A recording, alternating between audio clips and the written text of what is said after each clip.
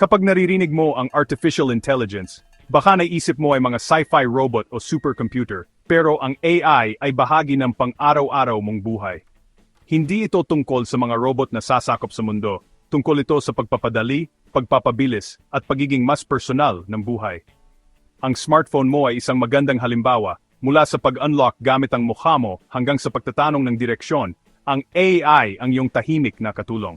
Sa tuwing pinapatalas ng telepono mo ang isang litrato o nagmumungkahi ng playlist ang music app mo, AI ang gumagana doon. Sinasala nito ang iyong email, inihahanda ang iyong social media, at inaayos ang iyong digital na mundo, madalas nang hindi mo napapansin. Ang AI ang hindi nakikitang makina na nagpapadali sa mga komplikadong gawain. Kaya, alamin natin kung paano hinuhubog ng teknolohiyang ito ang ating buhay. Susuriin natin kung ano talaga ang AI, paano ito gumagana, at kung ano ang ibig sabihin nito para sa iyo. Ang pag-unawa sa AI ang unang hakbang para magamit ito ng matalino at makabuo ng mas matalinong kinabukasan. Simulan na natin. Tingnan natin ng mas malapitan ang iyong smartphone, isang pang-araw-araw na AI powerhouse. Ang pag-unlock ng iyong telepono gamit ang iyong mukha o fingerprint, yan ay biometric AI na kinikilala ang iyong natatanging katangian sa loob ng millisecond. Kumuha ng litrato sa madilim at maganda ang kalalabasan? Yan ay AI-powered computational photography na nag-edit ng iyong mga larawan agad. Ang mga navigation app tulad ng Google Maps ay gumagamit ng AI para suriin ang real-time na trapiko at hanapin ang pinakamabilis na ruta, patuloy na umaangkop habang nagbabago ang mga kondisyon. Maging ang paghahanap sa iyong photo gallery para sa beach o aso ay umaasa sa AI na sinanay upang makilala ang mga bagay at eksena. Inaayos, pinapaganda, at pinoprotektahan ng iyong telepono ang iyong digital na buhay. Lahat salamat sa AI. Ito ay parang mayroon kang professional na assistant, photo editor, at navigator sa iyong bulsa. Ang mga feature na ito ay hindi magic. Ito ay resulta ng matalinong engineering at machine learning. Ginagawang mas matalino, mas kapaki-pakinabang, at mas personal ng AI ang iyong device araw-araw. Ang smart sa smartphone ay tungkol sa AI. Napansin mo na ba kung paano ang Netflix o Spotify? Tila alam na alam kung ano ang susunod na magugustuhan mo. AI recommendation ang gumagana diyan. Bawat palabas na pinapanood mo, kantang pinapatugtog mo, o post na gusto mo ay nagbibigay ng data sa mga sistemang ito. Kinokonekta ng AI ang mga kagustuhan ng milyon-milyong user para hulaan kung ano ang magiging gusto mo. Sa YouTube o TikTok, sinusuri ng mga algorithm kung ano ang pinapanood mo, gaano katagal mo pinapanood, at kung ano ang iyong ini-interact para gumawa ng feed na para lang sa iyo. Gumagamit din ng katulad na AI ang mga social media platform para unahin ang mga post mula sa mga kaibigan at pahina na pinakamahalaga sa iyo. Ang mga sistemang ito ay idinisenyo para panatilihin kang engaged sa pamamagitan ng pagbibigay ng content na akma sa iyong panlasa. Ito ay isang digital na mundo na ginawa para sa iyo, na pinapagana ng data at machine learning.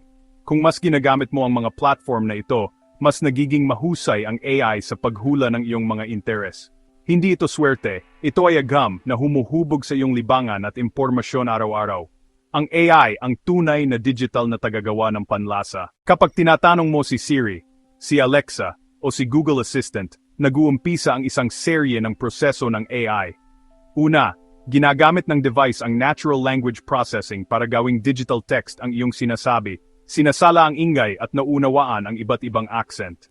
Sunod, isa pang AI ang nagpapaliwanag ng iyong intensyon. Inuunawa kung ano talaga ang gusto mo, hindi lang ang mga salitang binanggit mo. Naghahanap ito sa internet o sa iyong device para sa sagot, tapos gumagamit ng text-to-speech AI para sumagot sa natural na boses. Lahat ng ito ay nangyayari sa loob ng ilang segundo, na ginagawang parang tunay na usapan. Ang mga assistant na ito ay higit pa sa voice recorder. Sila ay komplikadong sistema na sinanay sa napakaraming datos. Tinutulungan ka nilang magtakda ng mga paalala, makakuha ng impormasyon, at kontrolin ang iyong smart home, lahat sa pamamagitan ng simpleng utos na binibigkas. Ang mga voice assistant ay perpektong halimbawa ng AI na ginagawang mas madaling gamitin at mas madaling intindihin ang teknolohiya. Ito ay pang-araw-araw na mahika na pinapagana ng artificial intelligence. Ang AI ay nasa lahat ng dako mula sa online shopping hanggang sa pagpapadeliver ng pagkain. Kapag ba-browse ka sa Amazon, Nagmumungkahi ang AI ng mga produkto batay sa iyong mga nakasanayan at sa mga pinili ng milyon-milyong iba pa. Nagtatype ka ba ng mensahe? Ang predictive text at autocorrect ay gumagamit ng AI para pabilisin ang iyong pagsusulat at itama ang mga pagkakamali. Mag-order ng pagkain sa pamamagitan ng app at kinakalkula ng AI ang oras ng paghahatid, nagtatalaga ng mga driver, at inaayos ang mga ruta ng real-time. Maging ang buhay ng baterya ng iyong device ay pinamamahalaan ng AI, natututo sa iyong mga nakasanayan para makatipid ng kuryente at mapahaba ang buhay ng baterya. Ang mga sistemang ito ay gumagana sa likod ng mga eksena para gawing mas mabilis at mas maginhawa ang mga pang-araw-araw na gawain. Ang AI ay ang iyong personal na mamimili, editor, at logistics manager, lahat ay pinagsama-sama. Tahimik nitong nilulutas ang mga komplikadong problema para hindi mo na kailangang isipin ang mga ito. Yan ang kapangyarihan ng AI sa iyong pang-araw-araw na gawain.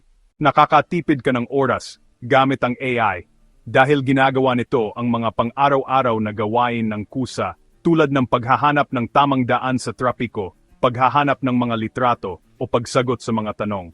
Ginagawa nitong mas personal ang iyong digital na mundo sa pamamagitan ng pagpili ng mga balita, musika, at pamimili na akma sa iyong mga interes.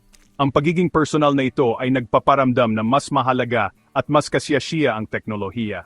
Para sa mga taong may kapansanan, ang mga tool na pinapagana ng AI tulad ng mga voice assistant at real-time na caption ay nagpapabago ng buhay na nag-aalis ng mga hadlang sa kalayaan. Ang mga AI translation app ay nag-uugnay sa atin sa iba't ibang wika, habang ang mga personal na learning tool ay tumutulong sa atin na matuto ng mga bagong kasanayan. Nagbibigay din ito ng inspirasyon para maging malikhain sa pagtulong sa paggawa ng musika o pagbuo ng mga ideya para sa kwento. Ang AI ay hindi lang tungkol sa kaginhawaan, ito ay tungkol sa pagbibigay ng kapangyarihan at mga bagong posibilidad. Pinapahusay nito ang ating katalinuhan, pagkamalikhain, at kakayahang kumonekta. Ang mga benepisyo ng AI ay nagpapabago kung paano tayo nabubuhay, natututo, at gumagawa. Malaki ang naitutulong ng AI, pero mahalagang maging mulat tayo sa mga panganib nito. Ang mga sistema ng rekomendasyon ay maaring lumikha ng filter bubbles na ipinapakita lamang sa iyo ang mga bagay na kinagigiliwan mo na at naglilimita sa iyong pananaw. Kailangan ng AI ng maraming datos para gumana, na nagdudulot ng mga tanong tungkol sa privacy at kung sino ang may kontrol sa iyong impormasyon. Ang mga kumpanya ay maaring mangolekta ng mas maraming datos kaysa sa kinakailangan, kaya mahalagang humingi ng matibay na proteksyon sa privacy. Maari ding magmana ang AI ng mga pagkiling mula sa datos na pinagkuhanan nito na nagdudulot ng hindi patas o maling resulta. Halimbawa, maaring hindi gaanong tumpak ang facial recognition para sa ilang grupo kung ang datos ay hindi magkakaiba. Ang sobrang pagdepende sa AI ay maaring makabawas sa ating sariling kakayahan, tulad ng pag-navigate o pagbaybay. Kung titigilan natin ang pagsanay sa mga ito, isipin ang AI bilang isang kapaki-pakinabang na katulong, hindi kapalit ng iyong sariling kakayahan. Kailangan nating gamitin ang AI ng matalino, manatiling critical, at itaguyod ang pagiging patas at transparency. Tinitiyak ng responsibleng paggamit na ang AI ay nakikinabang sa lahat. Para magamit ang AI ng matalino, mag-isip tulad ng siyentista, maging mausisa at magtanong. Kapag may inirekomenda ang isang app, isipin kung bakit, anong datos ang ginagamit nito, anong mga pattern ang nakikita nito. Subukan ang iyong mga digital na gawi, magbigay ng feedback, baguhin ang iyong mga kagustuhan, at tingnan kung paano tumutugon ang AI. Maging maingat kung saan nanggagaling ang iyong impormasyon at humanap ng iba't ibang pananaw para maiwasan ang filter bubbles. Manatiling mapanuri at humanap ng mapagkakatiwalaang pinagmulan, lalo na sa balita at impormasyon. Patuloy na matuto tungkol sa AI, hindi mo kailangang maging programmer para maunawaan ang mga pangunahing kaalaman. Habang mas marami kang nalalaman, mas nagiging empowered ka na gumawa ng matalinong desisyon tungkol sa teknolohiya. Ang pagiging mausisa at critical na pag-iisip ang iyong pinakamahusay na mga kasangkapan sa panahon ng AI. Maging aktibong kalahok, hindi lang isang pasibong gumagamit. Ang AI ay hindi na isang malayong panaginip. Hinuhubog na nito ang iyong mundo araw-araw. Mula sa pag-unlock ng iyong telepono hanggang sa personalisadong libangan, ang AI ang makina sa likod ng mga eksena. Nakakatipid ito ng oras, nag-uugnay sa atin, at nagbubukas ng mga bagong posibilidad para sa pag-aaral at pagkamalihain. Ang kinabukasan ay may mas malaking pangako, makakatulong ang AI sa mga doktor labanan ng pagbabago ng klima at gawing personal ang edukasyon para sa lahat. Ngunit sa malaking kapangyarihan ay may kaakibat na responsibilidad. Dapat nating protektahan ang privacy, tiyakin ang pagiging patas, at patuloy na mag-isip ng critical. May papel ang bawat isa, ang mga gumagawa, tagapamahala, at gumagamit ay humuhubog sa pag-unlad ng AI. Kaya sa susunod na magmungkahi ang iyong telepono ng shortcut o ang iyong playlist ay tila perpekto, pahalagahan ang agham sa likod nito. Manatiling mausisa, magtanong, at patuloy na matuto. Ang AI ay isa sa mga pinakapanapanabik na kasangkapan sa ating panahon. Gamitin natin ito upang bumuo ng mas magandang kinabukasan. Ang kinabukasan ay isang bagay na sama-sama nating nililikha. Simulan na natin.